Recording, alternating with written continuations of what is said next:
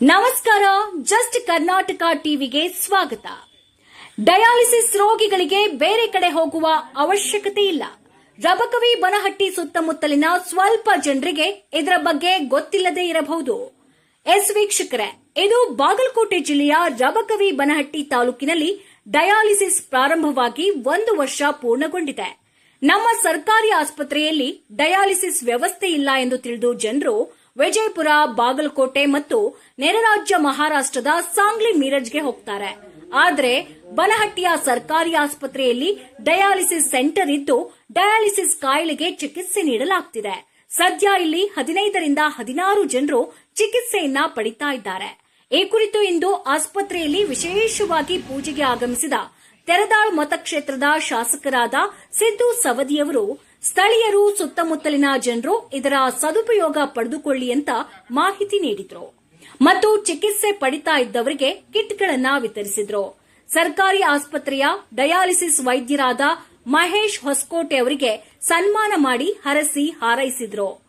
ಇನ್ನು ಮುಂಬರುವ ದಿನಮಾನಗಳಲ್ಲಿ ಸರ್ಕಾರಿ ಆಸ್ಪತ್ರೆಯಲ್ಲಿ ಒಳ್ಳೆಯ ಟ್ರೀಟ್ಮೆಂಟ್ ಸಿಗುವುದಕ್ಕೆ ಎಲ್ಲಾ ತರಹದ ಅನುಕೂಲತೆಗಳನ್ನು ಮಾಡಿಕೊಡ್ತೇವೆ ಅಂತ ಸ್ಥಳೀಯ ಶಾಸಕರಾದ ಸಿದ್ದು ಸೌದಿ ಮಾಹಿತಿ ನೀಡಿದ್ದಾರೆ.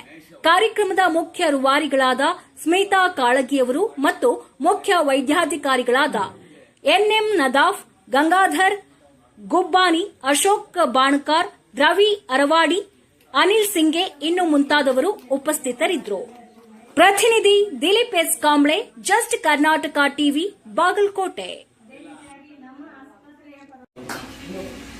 ಈ ಡಯಾಲಿಸಿಸ್ ಪ್ರಾರಂಭ ಆಗಿ ಸುಮಾರು 1 ವರ್ಷ ಆಯಿತು. ಈ ವರ್ಷದ ಸವಿನೆನಪಿಗಾಗಿ ಈ ಲಕ್ಷ್ಮೀ ಪೂಜೆಯನ್ನ ಹಮ್ಮಿಕೊಳ್ಳಲಾಗಿದೆ. ನಮ್ಮ ತೆರದಾಳ ಮತಕ್ಷೇತ್ರದಲ್ಲಿ ವಿಶೇಷವಾಗಿ ರಬಕವಿ ತಾಲೂಕಿನ ಎಲ್ಲ ಬಡಜನ ಇರುವುದರಿಂದ ಈ ಡಯಾಲಿಸಿಸ್ ಇಲ್ಲೇ ಸ್ಥಳೀಯವಾಗಿ ಪಡ್ಕೊಳ್ಳಿಕ್ಕೆ ಬಹಳ ಅನುಕೂಲ ಆಗ್ಯದ, ವರದಾನ ಆಗ್ಯದ.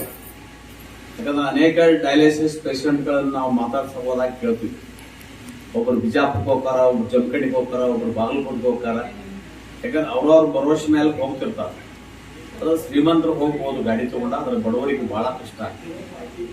ಕೆಲವೊಂದು ಜನ ಅಲ್ಲೇ ಹಾರ್ಟ್ ಮಾಡ್ತಾರೆ, ಬಾಡಿಗೆ ರೂಮ್ ತಗೊಂಡು ಬಿಜಾಪುರದಾಗ, ಜಮಖಂಡಿಯೊಳಗ, ಬಾಗಲಕೋಟೆಯೊಳಗ.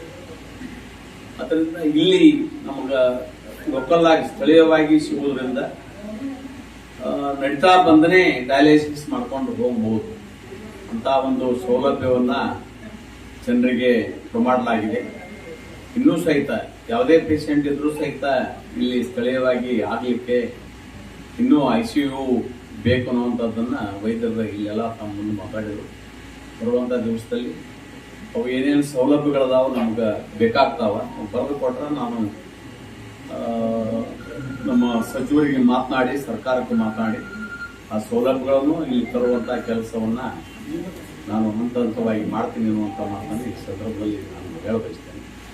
ಯಾಕಂದ್ರೆ ಆರೋಗ್ಯ ಕಾಪಾಡಿಕೊಳ್ಳೋದು ಬಡವರಿಗೆ ಬಹಳ ಕಷ್ಟ ಆಗಿದೆ. ಇವತ್ತಿನ ದಿವಸದೊಳಗೆ ದುಬಾರಿ ದುನಿಯಾ ಅಂತ ಸಂದರ್ಭದೊಳಗೆ ಸಾಕಷ್ಟು ಖಾಸಗಿ ಆಸ್ಪತ್ರೆಗೆ ಹೋದ್ರೆ ಲಕ್ಷಗಟ್ಟಲೆ, 20,000 ಗಟ್ಟಲೆ ಖರ್ಚು ಬರುವಂತಹ ಸಂದರ್ಭದೊಳಗೆ ಅವರಿಗೆ ಆ ಖರ್ಚನ್ನು ನಿಭಾಯಿಸುವುದು ಅಸಾಧ್ಯದ ಮಾತು. ಇಂತಹ ಸಂದರ್ಭದೊಳಗೆ ಈ ಸರ್ಕಾರಿ ಸೌಲಭ್ಯಗಳನ್ನ ಕೊಡಬೇಕು. ನಾವು ಮುಂದೆ ಹೋಗಿ ಕೆಲವೊಂದು ದೇಶದೊಳಗೆ ನಾವು ಪ್ರವಾಸದೊಳಗೆ ನೋಡಿವಿ. ಆ ದೇಶದೊಳಗೆ ಶಿಕ್ಷಣ ಮತ್ತು ಆರೋಗ್ಯ ಎಲ್ಲ ಉಚಿತವಾಗಿ ಕೊಡುವಂತ ಕೆಲಸ ಆಗ್ತದೆ. ನಮ್ಮ ನಾಡಿನಲ್ಲಿಯೂ ಬರಬೇಕು. ಯಾಕಂದ್ರೆ ಇವತ್ತು ಆ ಶಿಕ್ಷಣ ಪಡ್ಕೊಳ್ಳೋದು ದುಬಾರಿ ಅದ. ನಮ್ಮಲ್ಲಿ ದಿವಸಕ್ಕೆ 500 ರಿಂದ 600 ಪೇಷಂಟ್ಗಳು ಹೊರರೋಗಿಗಳಾಗಿ ಇಲ್ಲಿ ಚಿಕಿತ್ಸೆಗೆ ಬರ್ತಾರೆ. ನಾವು ಅವ್ರನ್ನ ಅಡ್ಮಿಟ್ ಮಾಡ್ಕೊಳಕ ಬೆಡ್ಡಿನ ಕೊರತೆಯಿಂದ ಆಗ್ತಾ ಇಲ್ಲ. ನಾವು ಆಲ್ರೆಡಿ ಹೇಳಿವಿ. ಈಗ ಇಲ್ಲಿ ತಾಲೂಕಾ ಆಸ್ಪತ್ರೆ ಸಲುವಾಗಿ ಜಾಗನೂ ಕೊರತೆ ಅದ. ನಾವು ಇನ್ನೂ ಸಹಿತ ಕೆಲವು ಮಂದಿ ಅಭಿಪ್ರಾಯದ ಎಲ್ಲ ನಾಗರಿಕರು ಇದನ್ನೇ ಡಿಮಾಲಿಷನ್ ಮಾಡಿ ಫ್ಲೋರಿಂಗ್ ಒಂದು 3 ಫ್ಲೋರ್ 4 ಫ್ಲೋರ್ ಮಾಡಿ ಲಿಫ್ಟ್ ಕೂಡಿಸಿ ಅನುಕೂಲ ಆಕತಿ, ಹೊರಗೆ ಮಾಡಿದ್ರೆ ಅನಾನುಕೂಲತೆ ಆಗ್ತದ ಪೇಷಂಟ್ ಅನ್ನುವಂಥದ್ದನ್ನ ಹೇಳಿದ್ದಾರೆ. ಬರುವಂಥ ದಿವಸದಲ್ಲಿ ಸರ್ಕಾರಕ್ಕೆ ಸಚಿವರ ಗಮನಕ್ಕೆ ತಂದು ಇದೇ ಜಾಗದಲ್ಲಿಯೇ ತಾಲೂಕು ಆಸ್ಪತ್ರೆ ನಿರ್ಮಾಣ ಮಾಡಲಿಕ್ಕೆ ನಾನು ಜನರ ಪರವಾಗಿ ಒತ್ತಾಯ ಮಾಡುವಂಥ ಕೆಲಸವನ್ನು ಮಾಡ್ತೀನಿ. ಯಾಕಂದ್ರೆ ಈಗ ಆಲ್ರೆಡಿ ಆಗಬೇಕಾಗಿ ಎಲ್ಲಿ ಪೇಷಂಟ್ ಹೆಚ್ಚದಾವೋ ಅಲ್ಲಿ ಆ ಸಂಖ್ಯೆಗೆ ಅನುಗುಣವಾಗಿ ಸೌಲಭ್ಯಗಳನ್ನು ಒದಗಿಸುವಂಥ ಕೆಲಸ ಸರ್ಕಾರ ಮಾಡಬೇಕು. ಅವ್ರ ಪಕ್ಷದವ್ರ ಬೇರೆ ಕಡೆ ಕೊಡಬಾರ್ದು.